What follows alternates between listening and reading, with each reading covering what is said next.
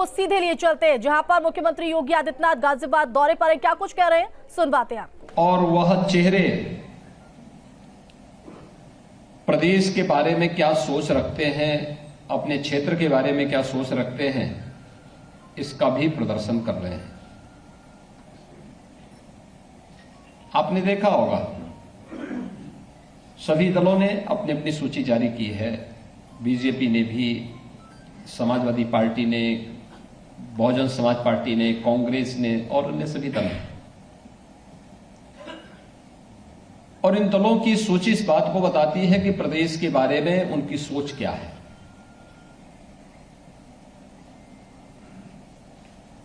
दो 2017 में भारतीय जनता पार्टी की सरकार प्रदेश में आई थी।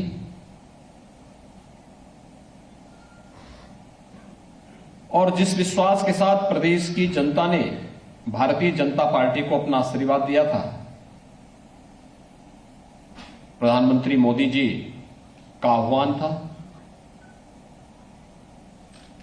और प्रधानमंत्री मोदी जी के मार्गदर्शन में 2017 के विधानसभा चुनाव के पहले भारतीय जनता पार्टी ने एक लोक कल्याण संकल्प पत्र जारी किया था। लोक कल्याण संकल्प पत्र में उत्तर प्रदेश की जनता के साथ कुछ वायदे किए गए थे। और आज जब उत्तर प्रदेश में भारतीय जनता पार्टी सरकार के 5 साल पूरे हो रहे हैं और हम विधानसभा चुनाव के लिए वर्तमान में जनता जनार्दन का आशीर्वाद प्राप्त करने के लिए जा रहे हैं, तो मैं विश्वास के साथ कह सकता हूं कि भारतीय जनता पार्टी ने 2017 में जो कहा था, इन 5 वर्षों में एक एक संकल्प को मंत्र मान करके उसको पूरा करने का कार्य भी किया है। भाइयों बहनों, वर्तमान में पूरी दुनिया, पूरा देश और पूरा उत्तर प्रदेश कोरोना महामारी का सामना कर रहा है। कोरोना इस सदी की सबसे बड़ी महामारी है।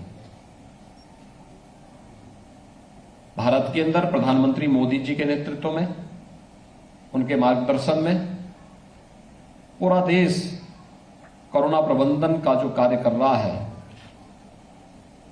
वह दुनिया के लिए एक नजीर बना है। पूरी दुनिया ने उसे हाथों हाथ लिया है। जीवन और जीविका को बचाने का जो मॉडल है भारत का, वो आज पूरी दुनिया ने उसको सराहा है। और यही कारण है 135 करोड़ की आबादी का भारत और दुनिया की सबसे बड़ी ताकत अमेरिका से अगर हम तुलना करते हैं, तो भारत से, जिस अमेरिका की आबादी मात्र 33 करोड़ है, उस अमेरिका में कोरोना से भारत से लगभग 2 गुना मौतें हुई हैं। हम अनुमान कर सकते हैं कि आबादी भारत की अमेरिका से 4 गुना ज्यादा है, लेकिन कोरोना में अमेरिका के पास सब कुछ होने के बावजूद अमेरिका ने कोविड प्रबंधन, समय से निर्णय न लेने, कोविड प्रबंधन में जिम्मेदारों की रुचि न लेने का परिणाम क्या है कि अमेरिका के अंदर भारत से दुगनी मौतें हो गई। यूरोप में भी यही स्थिति है। और भाइयों बहनों, भारत के अंदर बना वैक्सीन, जिसे प्रधानमंत्री मोदी जी ने, जब विपक्ष के नेता केवल छींटाकशी कर रहे थे, घरों में रह करके केवल ट्विटर पर देश को गुमराह कर रहे थे, तब प्रधानमंत्री मोदी जी एक एक लेबोरेटरी में जाकर के वैक्सीन बनाने के लिए, देश के प्रत्येक नागरिक के जीवन को बचाने के लिए वैक्सीन बनवाने के अभियान के साथ जुटे हुए हैं। भारत के अंदर बना हुआ वैक्सीन दुनिया का सबसे प्रभावी वैक्सीन में से एक है। और एक नहीं, 2 वैक्सीन भारत को दी है। अब तक 160 करोड़ लोगों को वैक्सीन दिया जा चुका है। और उत्तर प्रदेश आज 25 करोड़ लोगों को वैक्सीन देने जा रहा है। 25 करोड़ वैक्सीन के डोजेज उत्तर प्रदेश के अंदर आज उपलब्ध हो रहे हैं। देश के अंदर उत्तर प्रदेश का कोरोना प्रबंधन एक मॉडल के रूप में लिया गया है। फ्री में टेस्ट, फ्री में उपचार, फ्री में वैक्सीन, फ्री में राशन और प्रत्येक की चिंता करना, हर एक के जीवन की रक्षा करना, यह हमारा दायित्व भी था। और आपदा के समय हर एक व्यक्ति के साथ खड़ा होने का शासन का जज्बा भी था। इस सरकार ने किया क्योंकि यह हम सब की जिम्मेदारी थी। कुछ चीजें आपने देखी होंगी। कोरोना कालखंड में कांग्रेस गायब थी, समाजवादी पार्टी गायब थी, बहुजन समाजवादी पार्टी मैदान से गायब थी। या तो केंद्र सरकार कार्य कर रही थी, या प्रदेश सरकार कार्य कर रही थी, या भारतीय जनता पार्टी का कार्यकर्ता सेवा ही संगठन है के मंत्र के साथ एक एक व्यक्ति के जीवन को और उसकी जीविका को बचाने के लिए जद्दोजहद कर रही थी। भाइयों बहनों, जब संकट के समय जो आपका साथी नहीं, तो उस व्यक्ति को चुनाव के समय आप अपना साथी कैसे चुन सकते हैं? जो संकट का साथी है वही सही आपका शुभचिंतक है। जो संकट में साथ छोड़ दे वह मित्र नहीं, वह शत्रु है। और मित्र और शत्रु की पहचान होना बहुत आवश्यक है। राजनीति में हमें इस बात को समझना होगा कि वास्तव में प्रदेश और देश के बारे में सही सोच रखने वाले कौन लोग हैं, और उस कार्यक्रम को हमें आगे बढ़ाना होगा। लोक कल्याण संकल्प पत्र की मैं बात कर रहा था। 2017 के पहले इस पश्चिमी उत्तर प्रदेश में हम आते थे, क्या स्थितियां थी? भय का माहौल था। बेटियां सड़कों पे नहीं निकल पाती थी, स्कूल नहीं जा पाती थी।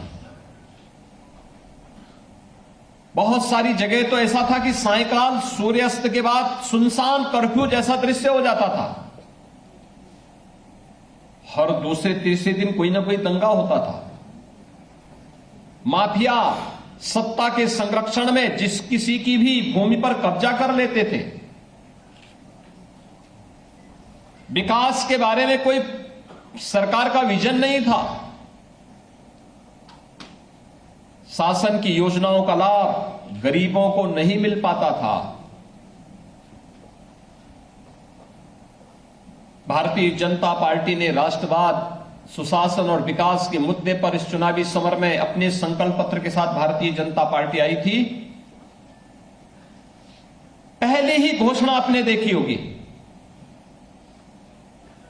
हम लोग जब 2017 में आए तो हमारी सरकार ने, भारतीय जनता पार्टी की सरकार ने पहली घोषणा की थी। हमने पहला निर्णय लिया था अवैध बूचड़खानों को बंद करने का, बेटियों की सुरक्षा के लिए एंटी रोमियो स्क्वाड के गठन करने का, और 86 लाख किसानों का 36,000 करोड़ रुपए का कर्ज माफी का। यह भारतीय जनता पार्टी का पहला फैसला था सरकार का। समाजवादी पार्टी की सरकार भी 2012 में आई थी। पहला फैसला क्या था? राम जन्मभूमि पर आतंकी हमला करने वाले आतंकवादियों के मुकदमों को वापस लेने का। फर्क साफ है भाइयों बहनों, ये फर्क साफ है। वे आतंकवादियों के मुकदमों को वापस लेते थे, माफियाओं को संरक्षण देते थे, प्रदेश के पेशेवर माफिया और हिस्ट्री सीटर उनका शागिर्द बनते थे, सत्ता को शोषण का माध्यम बनाते थे। हमने सत्ता को सेवा का माध्यम बनाया।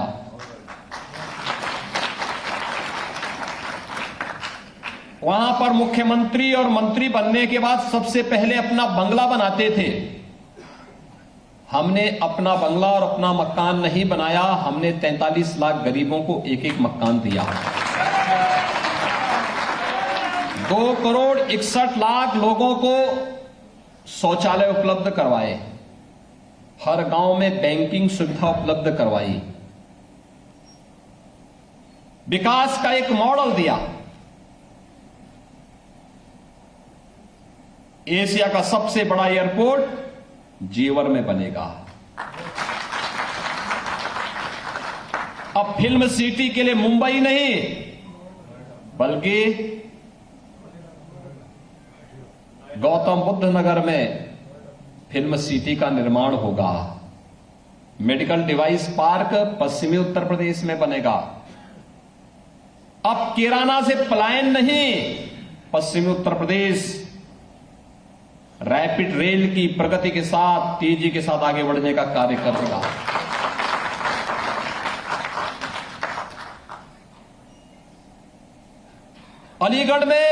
अलीगढ़ मुस्लिम विश्वविद्यालय की स्थापना के लिए राजा महेंद्र प्रताप सिंह जी ने अपनी भूमि, अपनी प्रॉपर्टी दान की थी, लेकिन अलीगढ़ मुस्लिम विश्वविद्यालय में उनके नाम का एक भी पट नहीं। हमने उन्हीं के नाम पर एक विश्वविद्यालय, राजा महेंद्र प्रताप सिंह विश्वविद्यालय, उसी अलीगढ़ में स्थापित किया। राजा महेंद्र प्रताप सिंह 1915 में भारत की एक अंतरिम सरकार का गठन अफगानिस्तान में रहकर के किए थे, देश की आजादी के दौरान। मेरठ में स्पोर्ट्स यूनिवर्सिटी का स्थापना हो रही है।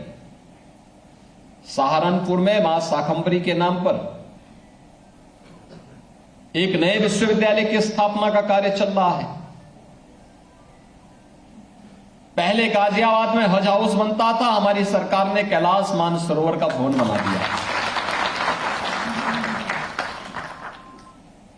भाइयों बहनों, पहले यहां के व्यापारियों से, यहां के उद्यमियों के साथ माफिया किस प्रकार का व्यवहार करते थे, आज किसी माफिया की हैसियत नहीं। किसी व्यापारी को, किसी चिकित्सक को, किसी संभ्रांत नागरिक को या किसी गरीब की संपत्ति पर कब्जा कर ले, क्योंकि अगर करेगा तो बुलडोजर भी चलेगा।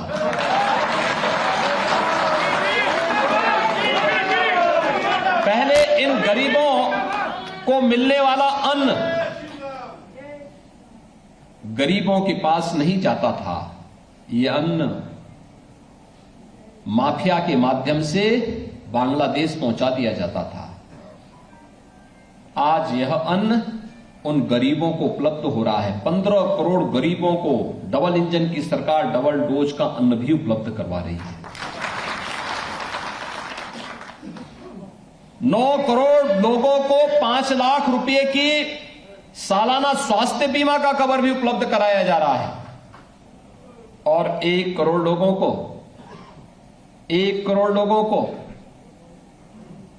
1000 रुपए, वृद्धजन, विधवा महिलाएं और दिव्यांग जनों को 1000 रुपए हर महीने पेंशन की सुविधा भी उपलब्ध कराई जा रही है। भाइयों बहनों, 2017 के पहले बिजली आती ही नहीं थी। जो आज कह रहे हैं कि 300 यूनिट फ्री में बिजली देंगे, इनसे पूछना चाहिए, बिजली जब आती नहीं थी तुम बिजली नहीं देते थे, तुम तो अंधेरे में रहने के अभ्यस्त थे, क्योंकि चांदनी रात चोरों को अच्छी नहीं लगती है। तो ये लोग बिजली दें, जब बिजली नहीं आएगी तो बिजली फ्री में करने की बात कहां से करते हो जी? क्यों बेवकूफ बनाते हो? क्यों आंखों में धूल झोंकने का काम करते हो? नए नए सगुफे हमने अपने युवाओं के लिए टैबलेट और स्मार्टफोन देने की कार्रवाई की। अब वो कह रहे हैं हम स्मार्टफोन हम भी देंगे। उनको मालूम नहीं कि उनको आना नहीं है, इसलिए कुछ भी बोल दो, कुछ भी बोल दो। कहते हैं हम पुरानी पेंशन बहाल करेंगे। जब ये पुरानी पेंशन रोकी गई थी तब उनके अब्बाजान ही प्रदेश के मुख्यमंत्री थे।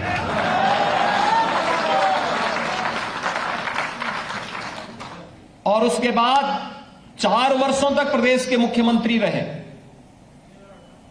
फिर 5 वर्ष तक उन्हें स्वयं प्रदेश के अंदर मुख्यमंत्री बनने का अवसर प्राप्त हुआ। लेकिन भाइयों बहनों, प्रदेश के सरकारी कर्मचारियों को, प्रदेश के सरकारी कर्मचारियों के बारे में उनके पास कोई सोच नहीं थी। न्यू पेंशन स्कीम में कर्मचारियों के अकाउंट भी नहीं उन्होंने खोले थे। और जो एम्प्लॉइज कंट्रीब्यूशन होता है, इसमें शासन 10% देता था, कर्मचारी को 10% देना था। अकाउंट ही नहीं थे, पैसा ही नहीं जमा होता था। पिछली सरकार ने 2004 से लेकर के 2017 तक कोई पैसा जमा नहीं किया। जब हम लोग आए, मैंने इसकी जांच की कि कर्मचारियों को न्यू पेंशन स्कीम में अगर वह रिटायर होता है, उसको इसका लाभ मिल रहा है